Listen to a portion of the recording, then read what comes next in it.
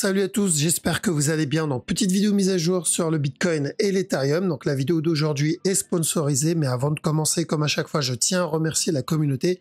Merci énormément pour votre temps, merci pour les likes, les commentaires, les partages, ça fait vraiment plaisir. Et sans plus tarder, on va attaquer la vidéo. Let's go!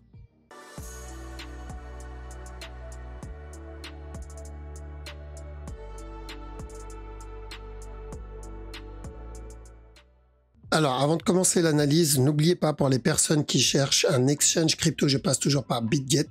Donc, malgré qu'il soit régulièrement dans le top des exchanges en termes de volume, il ne demande toujours pas de KYC, que ce soit pour faire du trading, créer son compte ou pour du retrait, contrairement aux autres brokers. Donc, ça, c'est très bien. En plus, ils proposent les mêmes avantages, même en earning. Et on a la même chose en stacking, etc. Donc, n'hésitez pas, si vous voulez vous inscrire, vous avez le lien dans la description. Si vous voulez profiter des bonus d'inscription. Une chose à savoir aussi, je vais bientôt faire un concours sponsorisé. Donc, il y a quelques jours, on a fait un concours non sponsorisé. Donc, l'argent sortait de ma poche. Cette fois, c'est BitGet qui va payer. Du coup, le bag sera plus gros et donc plus d'opportunités pour tout le monde. Donc, ceux qui sont inscrits via mon lien seront éligibles. Gardez un œil sur Twitter. Je vous tiendrai au courant très bientôt. On va attaquer l'analyse Bitcoin. Let's go. Alors donc BTC bien sûr sur le long terme, et là on parle en mode investissement, l'objectif c'est de revenir péter le top, donc ce top là, d'accord, est très important de prendre des TP, donc je prendrai des profits dans cette zone et je laisserai le reste tourner. Par contre à partir du moment où j'ai cassé ce top, je suis sur un terrain inconnu, d'accord, on est dans un all-time high, et ce qui veut dire que je ne vais pas commencer à utiliser, à me donner des prix comme objectif, parce qu'il y en a beaucoup quand on était dans cette zone chercher les 100K comme objectif et on les a toujours pas atteints, les 100K. Donc on est dans un terrain inconnu et on peut pas savoir à quel moment il peut se retourner. Il peut très bien monter, revenir tester les 80 et ensuite commencer une structure corrective. 85 000 et revenir chercher une corrective. Ou même 75. On peut pas savoir s'il va monter à 100 ou à 200 ou à 1 milliard. D'accord? Il y en a plein qui vont commencer à tirer des plans sur la comète, comme on l'a déjà fait à chaque fois qu'on a un bull run, mais c'est pas une bonne chose à faire. C'est pour cette raison, on surveille la structure, donc c'est là où il faut avoir une bonne lecture de structure et commencer à repérer les fins de structure, d'accord, pour pouvoir sortir du move et pouvoir re-rentrer plus bas. Donc pour le moment, déjà viser ce top, laisser une partie tourner. Comme ça, si il continue à push et il monte à 1 milliard demain le Bitcoin, on est encore dedans. Mais s'il commence à nous donner une structure qui s'essouffle doucement, je sais qu'à partir de là, nous, on sera déjà plus dans le move.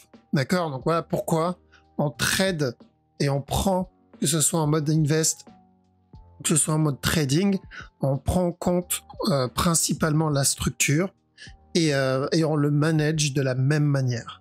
D'accord, donc mode invest, premier objectif déjà celui-là et on verra ensuite une fois l'objectif atteint. Bien sûr, les raisons pourquoi j'attends la cassure de stop, c'est basé principalement sur la structure que j'ai devant moi, mais aussi le fonda qu'il y a derrière le Bitcoin. D'accord, donc Bitcoin, ça reste et je pense ça restera l'actif le plus solide dans l'univers de la crypto, mais aussi en termes de structure, j'ai pas mal de structures qui m'indiquent une continuation. D'accord, que ce soit pour l'expanding, que personnellement je ne trade pas, mais je sais que c'est haussier, que ce soit pour une nouvelle structure, ça restera haussier, même si c'est un B, C et ensuite une continuation, ou pour un running qu'on a abordé dans une des vidéos, mais là je peux pas y avoir accès parce que j'ai plus accès au log, je sais plus pourquoi. D'accord, donc peu importe la structure que je recherche, ça m'indique plutôt de l'achat et je vais privilégier de l'achat et cumuler le Bitcoin dans cette zone, d'accord? Je commencerai à chercher à sortir qu'une fois le top cassé et pas avant. Donc ça, c'est en ce qui concerne l'investissement.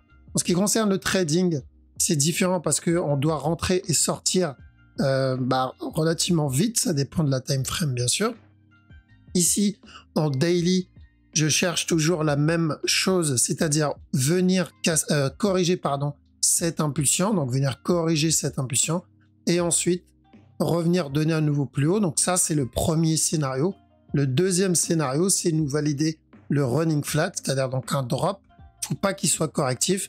Et ensuite, venir péter le top. Donc, dans les deux cas, l'objectif, c'est revenir tester le top encore une fois. Là, ce qu'on attend, c'est de voir si ça va être une structure corrective. Dans ce cas-là, c'est scénario numéro 1. Ou si ça va être une structure impulsive, un peu comme ce qu'il y a ici. Et dans ce cas-là, c'est le scénario numéro 2. Donc, l'amplitude, la durée de la structure, c'est ce qui va nous indiquer si c'est l'option 1 ou pas. Donc, pour ceux qui cherchent plutôt la direction sans vraiment comprendre pourquoi derrière, bah, très simple. Là, on cherche, on attend que cette structure corrective soit terminée. Une fois terminée, on ira revenir tester encore une fois le top. D'accord? Mais on fera très attention à chaque nouveau plus haut parce que on est venu corriger cette impulsion ici. On est venu corriger celle-ci là-dedans. On est potentiellement en train de corriger celle-ci, mais on n'a toujours pas corrigé le tout en fait. Et donc, il ne faudra pas être étonné si à un moment ou à un autre, on le voit donner ça et ensuite commencer à corriger, donner une grosse structure corrective. Sachant que s'il donne cette structure corrective, ça sera probablement plus long, donc plus grand que ça. Et si ça, il me semble, ça a duré 2 mois ou 3 mois, je sais plus. Donc, la prochaine structure corrective va durer beaucoup plus que ça.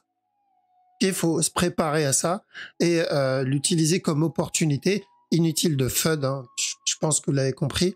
On utilise cette prochaine opportunité, donc la prochaine correction, pour pouvoir rentrer dedans et se préparer pour le prochain up. Okay, donc pour le moment, on se concentre sur ça. Donc 4 heures daily, ça va être juste terminer cette structure corrective et ensuite encore un push. Jusqu'où ça va drop? Bah, là, c'est un peu trop tôt pour le dire. On va en prendre les morceaux, les selles, donc morceau par morceau. Donc prendre les selles morceau par morceau. Et donc, dans cette zone, je commencerai à surveiller les setups d'achat. D'accord? Donc plutôt baissier encore. Après, en 1 heure, donc ce que je cherche ici, c'est venir terminer ce A, ensuite ce B et ensuite un C. Le but, c'est juste donner une correction, un peu comme celle-ci, le A, le B, le C. Et après, revenir péter le bas encore une fois. Donc, une fois le top cassé, je ferai très attention pour un retournement. Donc, pour ceux qui cherchent juste la direction, donc ce que j'attends ici, c'est la correction. Une fois la correction terminée, encore de la vente pour revenir péter ce bas-là. D'accord? Ça, c'est pour la structure 1 heure. Maintenant, pour la structure 15 minutes, je vois plutôt de l'achat. Donc, ceux qui tradent encore en 15 minutes, on est en train de range ici. Ça, je le considère comme un A. Ce qu'il est en train de donner là, je le considère comme un B. Tant que ce bas n'est pas cassé, j'attends de l'achat. Donc, d'ailleurs, je suis dans l'achat et je cherche comme objectif revenir péter le top. Donc, ça, c'est du 15 minutes. D'accord? En 15 minutes, c'est plutôt haussier. Une fois la structure 15 minutes terminée, là, on pourra commencer à chercher le retournement 1 heure. Mais pour le moment, c'est plutôt de l'achat, revenir tester ce top. D'accord? Entre-temps, il peut très bien donner un running ici. Donc, faites attention. C'est où il vient valider ça. Et on a déjà terminé le A, le B et le C. Dans ce cas-là, c'est buy directement, objectif atteint. Mon break-even est déjà posé au cas où, justement. Pourquoi au cas où? Parce que l'autre possibilité, c'est que ça, c'est un running. Dans ce cas-là, il viendra encore péter ce bas-là. D'accord? Donc, pour me protéger de ce running, mon BE dans mon buy est déjà posé. Et je rechercherai de la chasse une fois le bas cassé. Car une fois ce bas cassé, même règle, tant que celui-là n'est pas cassé, je chercherai une autre opportunité pour rentrer à l'achat et ensuite encore de la vente. Et là-dedans, ça c'est plutôt correctif. Donc je reste dans le buy. J'ai pris quand même des profits, mais je reste dans le buy au cas où il vient me valider le C directement. Donc le A, le B et le C. Donc, il faut retenir une chose. Pour le moment, on cherche quoi sur le Bitcoin en 15 minutes? Ça, c'est l'impulsion. Ça, c'est la correction. Une fois la correction terminée, objectif, revenir, péter ce top dans 15 minutes, encore aussi.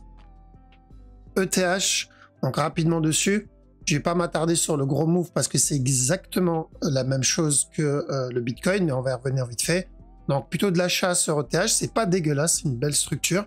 Tant que ce bas n'est pas cassé, pardon. Donc, l'Ethereum, on cherche quoi? Ça comme A, ce qu'il a donné comme B. Et l'objectif ici, c'est de revenir péter le top. Donc, c'est plutôt de l'achat sur Ethereum. Revenir casser ce top-là. Et on fait très attention une fois le top cassé. Pourquoi on fait attention? Parce qu'en 1 heure, ça peut être juste une structure corrective, comme ça. Et ensuite encore un drop. D'accord, je n'oublie pas la possibilité du running ici, mais vu l'amplitude du move, il y a vraiment peu de chances qu'on l'obtienne. Sur la structure 4 heures daily, bon, ça n'a pas changé depuis la dernière fois. Ce que j'attends ici, c'est une correction. Une fois la correction terminée, pourquoi pas aller chercher le push. Et BNB, c'est toujours baissier aussi pour le BNB ici. Pour moi, c'est correctif. Donc, objectif final, c'est revenir péter ce bas. En daily, bien sûr, c'est de l'achat. C'est pas la même time frame. Donc, une fois terminé, revenir péter ce top. On verra quelle news va nous provoquer ce mouvement-là si on valide la structure. Et en 1 heure, voire même en 15 minutes, parce qu'en 1 heure, ça n'a pas trop changé, il a déjà validé. Ouais, pour moi, il a déjà terminé. Donc, chercher ou un contracting flat ici, tout va dépendre si je prends en compte la mèche. Si c'est le cas, le top est déjà pété. Sinon, l'autre possibilité, c'est un running. Donc, on pourra avoir ça, encore un drop, et ensuite encore un push. C'est pas très intéressant le BNB, je préfère privilégier le Bitcoin et l'Ethereum en termes de buy setup, surtout que là, en 15 minutes, ça peut se tenter. Donc, je privilégie l'Ethereum pour de l'achat et je privilégie le Bitcoin pour de l'achat, donc si je trade en petite time frame. D'accord? Ça, c'est encore de l'achat en 15 minutes. 15 minutes, les amis. Là, on parle vraiment sur de la petite time frame. Ça se peut, le temps que je poste la vidéo, le mouvement a déjà été validé ou invalidé. Mais c'est du 15 minutes. En 1 heure, la structure 15 minutes qu'on est en train d'obtenir, pour moi, c'est juste une correction. Comme là, hein, ça ne nous a pas empêché de chercher de l'achat. Ça nous a pas empêché de chercher de l'achat, mais c'est de l'interne. Donc, il faudra vraiment faire attention. S'il donne plus, tant mieux, on est dedans.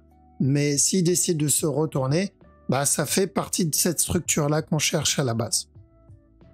Ok, voilà, donc on a fait le tour. Donc Bitcoin, 15 minutes buy.